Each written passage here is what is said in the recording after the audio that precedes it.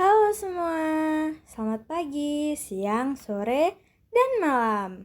Apa kabar hari ini? Masih semangat kan untuk belajar? Jadi hari ini kita akan belajar sosiologi. Materinya yaitu mengenai tindakan sosial. Apakah kalian tahu apa itu tindakan sosial? Jika belum, mari kita belajar bersama. Oke anak-anak, sebelum masuk ke materi, kita harus tahu dulu nih tujuan pembelajaran kita hari ini. Jadi, tujuan pembelajaran kita hari ini, setelah mengikuti pembelajaran ini, peserta didik diharapkan mampu, yang pertama, mampu memahami konsep dan pengertian tindakan sosial. Yang kedua, mampu memahami perbedaan tindakan dan tindakan sosial. Dan yang ketiga, mampu mengidentifikasi jenis-jenis tindakan sosial. Oke, setelah memahami tujuan pembelajaran kita hari ini, mari kita belajar apa itu tindakan sosial. Jadi, menurut definisi sederhana, tindakan sosial merupakan perilaku yang dilakukan dengan mempertimbangkan keberadaan orang lain dan memiliki makna dalam interaksi sosial. Jadi, kata kuncinya adalah mempertimbangkan keberadaan orang lain dan memiliki makna dalam interaksi sosial. Menurut para ahli, yaitu menurut Max Weber, tindakan sosial adalah tindakan yang mengandung makna subjektif dan mempertimbangkan orang lain dalam pelaksanaannya, atau tindakan individu yang dapat mempengaruhi individu lain dalam masyarakat. Nah, menurut Max Weber ini, kata kuncinya ada di mengandung makna subjektif dan juga mempertimbangkan orang lain dalam pelaksanaannya.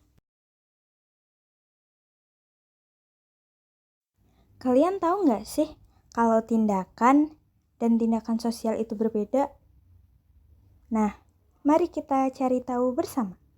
Jadi, tindakan biasa itu mempunyai ciri pertama dilakukan sendiri tanpa mempertimbangkan orang lain. Dan yang kedua, tidak ada pengaruh timbal balik dengan orang lain. Contohnya adalah makan sendiri dan juga marah dalam hati. Nah, selanjutnya ada tindakan sosial. Nah, tindakan sosial ini mempunyai ciri yang pertama, dilakukan dengan mempertimbangkan orang lain. Dan yang kedua, ada pengaruh timbal balik antara orang lain. Contohnya, berbagi makanan dengan orang lain dan juga membantu teman. Max Weber mengklasifikasikan tindakan sosial menjadi 4 jenis berdasarkan motif dan orientasi pelakunya.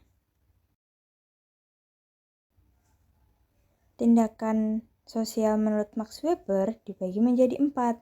Yang pertama, ada tindakan rasional instrumental. Yang kedua, ada tindakan berorientasi nilai. Yang ketiga, ada tindakan afektif. Dan yang keempat, ada tindakan tradisional. Untuk lebih jelasnya, mari kita pelajari satu persatu. Jenis tindakan sosial yang pertama adalah tindakan rasional instrumental. Jadi, tindakan rasional instrumental adalah tindakan sosial yang dilakukan berdasarkan pada akal atau secara rasional dengan memperhitungkan kesesuaian antara cara yang digunakan dan tujuan yang hendak dicapai. Alat atau instrumen yang digunakan untuk mencapai tujuan tersebut diperhitungkan secara rasional dengan memperhatikan manfaat dan kegunaannya. Tindakan rasional instrumental mempunyai ciri-ciri. Yang pertama, dilakukan dengan pertimbangan yang matang. Yang kedua, ada tujuan yang jelas dan terukur. Yang ketiga, seseorang memilih cara yang paling efektif untuk mencapai sesuatu. Dan yang keempat, memperhitungkan untung dan rugi. Contohnya adalah kita belajar dengan giat agar kita lulus ujian dengan nilai bagus, atau memilih jurusan berdasarkan prospek kerja. Jenis tindakan yang kedua adalah tindakan berorientasi nilai. Jadi, tindakan sosial berorientasi nilai ini berorientasi pada suatu nilai tertentu dengan menitikberatkan pada cara atau proses untuk mencapai tujuan. Tindakan ini biasanya berkaitan dengan nilai-nilai dasar yang berkembang di dalam masyarakat dan umumnya ditandai dengan prinsip-prinsip moral atau etika yang dilaksanakan secara kolektif untuk kebaikan masyarakat. Tindakan berorientasi nilai ini dilakukan dengan memperhitungkan manfaatnya, tetapi tujuan yang ingin dicapai tidak terlalu dipertimbangkan atau tidak terlalu memikirkan untung. Contohnya, jika berdasarkan nilai agama, contohnya adalah berhenti bermain untuk sholat tepat waktu meskipun sedang asyik bermain dengan teman-teman. Contoh yang kedua, berdasarkan nilai moral, yaitu mengembalikan dompet yang ditemukan meskipun tidak ada yang melihat. Contoh yang ketiga, berdasarkan nilai etika, yaitu tidak mencontek saat ujian karena yakin bahwa mencontek itu adalah perbuatan yang salah. Untuk selanjutnya, atau yang ketiga, adalah tindakan sosial afektif. Tindakan sosial afektif ini sebagian besar dikuasai oleh perasaan atau emosi tanpa mempertimbangkan akal budi. Nah, tindakan ini sering dilakukan tanpa perencanaan yang matang dan tanpa kesadaran penuh.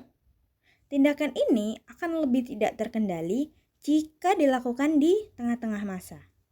Yang matang.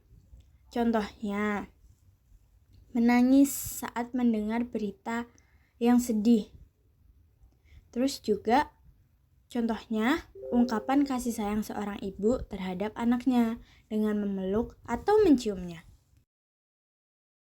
Selanjutnya adalah tindakan sosial yang keempat atau yang terakhir.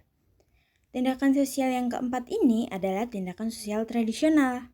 Nah, tindakan sosial tradisional ini adalah tindakan yang dilakukan pada situasi tertentu sebagai hasil dari sebuah tradisi atau adat istiadat. Tindakan ini terkadang dilakukan tanpa menyadari alasan melakukannya karena sudah dianggap sebagai suatu kebiasaan. Tindakan ini dapat juga dikatakan sebagai aplikasi dari tradisi atau kebiasaan suatu masyarakat tradisional sebagai cerminan identitas masyarakat tersebut. Tindakan tradisional ini dianggap sebagai sesuatu yang bernilai baik atau benar dan mencerminkan perbuatan yang dianggap baik oleh masyarakat. Tradisi merupakan nilai yang mendarah daging sehingga seseorang akan merasa bersalah atau menyesal jika tidak melaksanakannya. Contohnya adalah yang biasa kita lakukan setiap tahun, yaitu mudik lebaran. Jadi mudik lebaran atau pulang kampung saat hari raya untuk berkumpul dengan keluarga besar merupakan sebuah tradisi yang sudah turun-temurun ada. Nah, ada juga satu contoh lagi nih, yaitu upacara adat. Nah, mengikuti upacara adat baik pernikahan, kelahiran, maupun kematian sesuai daerah masing-masing ini juga merupakan tindakan tradisional karena sudah menjadi kebiasaan dan dilakukan secara turun-temurun. Oke, karena pembahasan materi kita mengenai tindakan sosial sudah selesai, maka kesimpulannya kita wajib tahu nih, mengapa sih belajar tindakan sosial sepenting itu?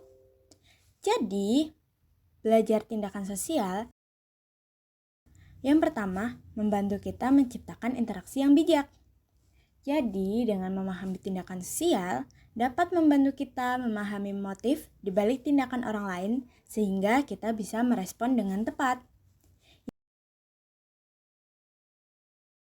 Yang kedua, belajar tindakan sosial dapat menghindari konflik. Jadi, dengan memahami perbedaan jenis tindakan, kita bisa lebih toleran dan mengurangi kesalahpahaman. Dan yang ketiga, dengan belajar tindakan sosial, kita dapat menciptakan hubungan yang harmonis, menciptakan lingkungan sosial yang saling menghargai dan mendukung satu sama lain. Sekian video pembelajaran hari ini. Terima kasih telah menyimak video pembelajaran ini sampai selesai ya. Semoga apa yang telah disampaikan dapat menambah semangat kalian dalam belajar dan juga memahami kehidupan sosial di lingkungan sekitar kalian. Dan jangan lupa untuk terus belajar hal-hal baru setiap hari ya, karena belajar adalah perjalanan tanpa akhir. Sampai jumpa pada video pembelajaran berikutnya. See you!